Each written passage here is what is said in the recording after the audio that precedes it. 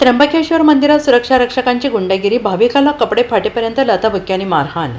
नाशिक जिल्ह्यातील तीर्थक्षेत्र त्र्यंबकेश्वर मंदिर येथे भाविकांना सुरक्षा रक्षकांकडून मारहाण करण्याच्या 2 घटना समोर आल्या असून त्यांचे व्हिडिओ सोशल मीडियावर व्हायरल झाले आहेत। या घटनेमुळे भाविकांमध्ये संतापाची लाट उसळली आहे। व्हायरल झालेल्या एका व्हिडिओमध्ये दर्शनासाठी रांगेत उभे असलेल्या एका भाविकाला सुरक्षा रक्षकांकडून ढकलाढकली करत लाथाबुक्क्यांनी मारहाण केल्याचे दिसत आहे।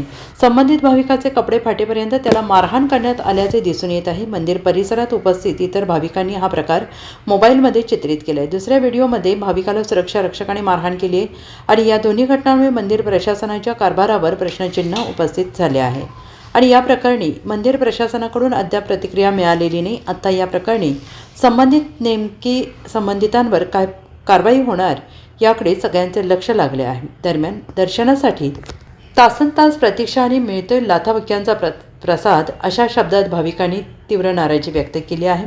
मंदिर प्रशासनाने तात्काळ दखल घेऊन सुरक्षा रक्षकांवर कारवाई करावी अशी मागणी भाविकांकडून व्यक्त केली जाते आहे। Bureau report SPN Marathi.